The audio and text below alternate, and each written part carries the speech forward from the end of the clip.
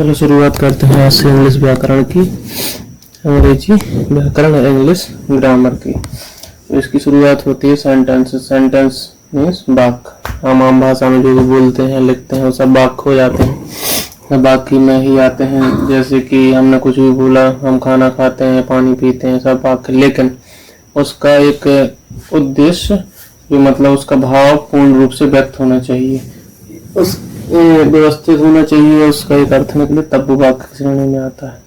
वाक्य के दो भाग होते हैं, एक होता है सब्जेक्ट, एक होता है प्रेडिकेट। सब्जेक्ट उद्देश्य और प्रेडिकेट विधेय। अब जैसे भी कि कोई हमारा वाक्य लिखा है तो हमें कैसे पता चले कौन सा सब्जेक्ट है कौन सा प्रेडिकेट है। जैसे the sun rises in the east, तो जिसके बारे में कहा गया है, जैसे सन, सन माने सूरज, सूर्य कहाँ उदय होता है? पूर्व में। तो sun rises in the east, तो सन क्या है? सब्जेक्ट, और बाकी वाक्य क्या है? प्रेडिकेट। प्रेडिकेट मीन्स विधेय। जैसे हमने दूसरा वाक्य ले लिया, Ram is a good boy, तो राम यहाँ हो गया सब्जेक्ट और बाकी ये पूरा वाक्य प्रेडिकेट। तो जिसके बारे में कहा गया है वो होता है सब्जेक्ट और बाकी प्रेडिकेट। इस चीज को आपको ध्यान देना। तो वाक्य के कितने भाग होते हैं? दो भाग, सब्जेक्ट और प्रेडिकेट, उद्देश्य और विधेय। अब चलते हैं आगे, करते हैं, लिखेंगे हम वाक्य के प्रकार। वाक्य के बारे में पढ़ रहे हैं तो पहले पूरे शुरुआत यहीं से होगी, तब हम सेंटेंस से टेंस पे आएंगे। तो सबसे पहले वाक्य के प्रकार अंग्रेजी में से कहेंगे सेंटेंस, सेंटेंसेस टाइप्स। वाक्य 5 प्रकार के होते हैं। कितने प्रकार के होते हैं? 5 प्रकार। जो हम वाक्य बोलते हैं, लिखते हैं, आम भाषा में प्रयोग करते हैं, वो 5 प्रकार के होते हैं। Number 1, assertive sentence.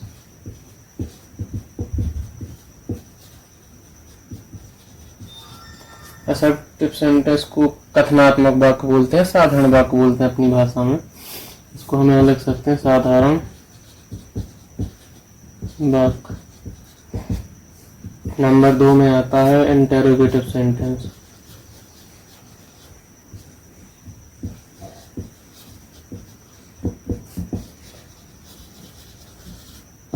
Interrogative sentence इसको बोलते हैं प्रश्नवाचक वाक्य।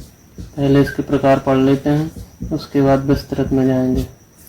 नंबर 3 में आता है इंपरेटिव सेंटेंस।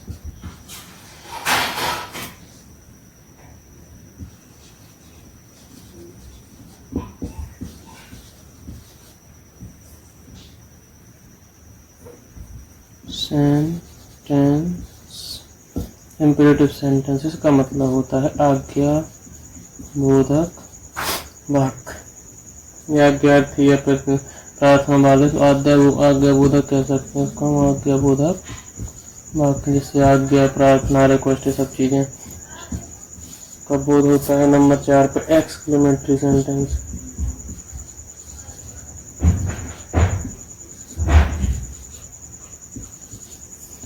एक्सक्लेमेटरी आर है ये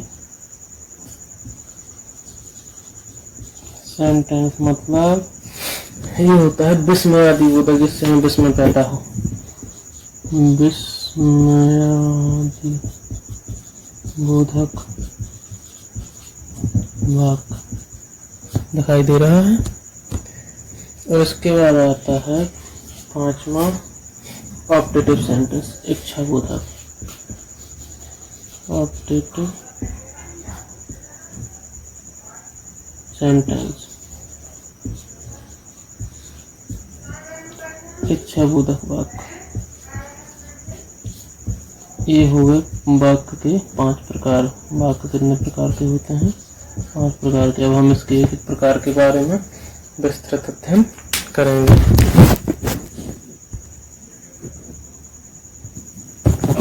तो शुरुआत करते हैं असर्टिव सेंटेंस से। असर्टिव सेंटेंस 2 प्रकार के होते हैं। एक होते हैं अफर्मेटिव और नेगेटिव। AFFIR अफर्मेटिव सेंटेंस, और दूसरे होते हैं नेगेटिव। अफर्मेटिव होते हैं सकारात्मक,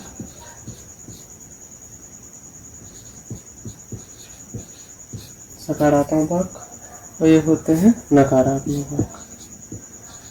सकारात्मक या स्वीकारात्मक भी कहते हैं, जिस चीज़ों को स्वीकार किया जा सकता है। नकारात्मक, नकारात्मक मतलब जिसको हमने नकार दिया, हम उसको स्वीकार नहीं कर रहे हैं। ये है इसके दो टाइप।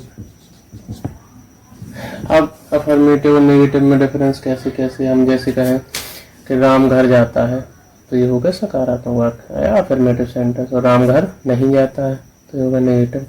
एक एक इसका उदाहरण देख लेते हैं। अफर्मेटिव में राम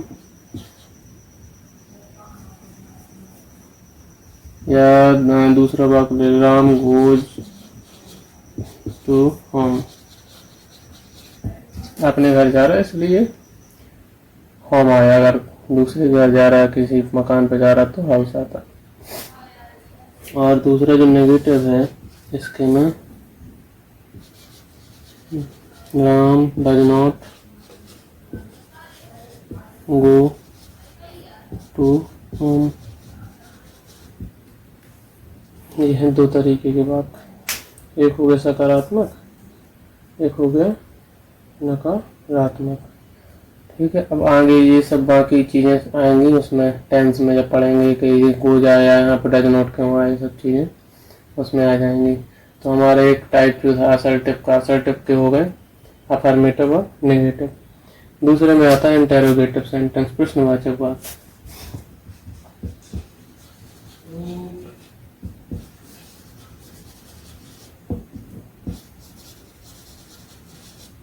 ये क्या है? प्रश्नवाचक वाक्य। तो प्रश्नवाचक वाक्य के अंदर प्रश्न पूछा जाता है, जैसे कि do you go to school, क्या तुम स्कूल जाते हो। कैन यू रन, क्या तुम दौड़ सकते हो। तो जो भी प्रश्न पूछा जाए किसी से या आपसे, तो आपका काय में आएगा प्रश्नवाचक वाक्य में। What is your name, where do you live, what is your father do, ये सब चीज़ें, ये सब वाक्य काहे में आएंगे? प्रश्नवाचक में। इसके एग्जाम्पल देख लेते हैं, दो एग्जाम्पल दे देते हैं इसके। कैन यू रन, क्या तुम दौड़ सकते हो, उसके पीछे ही वाला चिन्ह आएगा। जो कि हमारे नॉर्मल वाक्य होते हैं उसमें आएगी पॉइंट फुल स्टॉप, और इसमें क्या आएगा? ये क्वेश्चन मार्क। तो दूसरा हमारा जैसे और कोई पूछ ले, व्हाट इज योर नेम, ऐसे दो तरीके से। अब आते हैं इंपेरेटिव सेंटेंस, यानी कि आज्ञाबोधक वाक्य। जैसे आज्ञा, प्रार्थना, उपदेश का भाव प्रकट होता है, इनको बोलते हैं इंपेरेटिव सेंटेंस। जैसे हमने किसी बोल दिया गो देयर, वहाँ जाओ, ओबे एल्डर्स, अपने बड़ों की आज्ञा मानो। जैसे आज्ञा, प्रार्थना और उपदेश, या इन सब चीज़ों का बोध होता है, उसको बोलते हैं इंपेरेटिव सेंटेंस। इसके बाद आते हैं एक्सक्लेमेटरी सेंटेंस, आश्चर्य बोधक वाक्य, जिससे हम आश्चर्य, विस्मयादि बोधक, विस्मय, भय, घृणा, दुख, हर्ष, इन सब चीज़ों का बोध होता है। जैसे कि how dark the night is, रात कितनी अंधेरी है, हमें भय लग रहा है इससे। हाउ फूलिश यू आर, तुम कितने मूर्ख हो, विस्मय हो रहा है। इसके बाद तीसरे 5वें नंबर पे आता है ऑप्टेटिव सेंटेंस, ये अंतिम है। इससे हमें इच्छा, कामना, आशीर्वाद, अभिशाप, इन सब चीज़ों का बोध होता है। मे यू लिव लॉन्ग, ये हम जब किसी को आशीर्वाद देते हैं तो क्या कहते हैं? मे यू लिव लॉन्ग, तुम्हारी उम्र लंबी हो। या किसी को शाप देते हैं, अभिशाप देते हैं, या उसको बुरा कहते हैं, मे ही गो टू हेल, तुम नरक में जाओ। तो ये सब चीज़ों का बोध होता है किससे? ऑप्टेटिव। इच्छा, कामना, आशीर्वाद, अभिशाप, कोई हमारी इच्छा हुई या कामना हुई। तो हमारे वाक्य 5 प्रकार के होते हैं। 5 प्रकार हमने यहाँ पर पढ़ लिए हैं। नंबर 1 असर्टिव सेंटेंस, जिसके 2 भाग होते हैं, साधारण और नकारात्मक। ठीक, उसके बाद आता है हमारा इंटेरोगेटिव, फिर इम्पेरेटिव, फिर एक्सक्लेमेटरी सेंटेंस और ऑप्टेटिव सेंटेंस। जो होते हैं 5 वाक्य के भाग, 5 प्रकार। अब आते हैं हम इसके बाद टेंस। अब शुरुआत होगी अगली वीडियो में, टेंस पर बनाई जाएगी।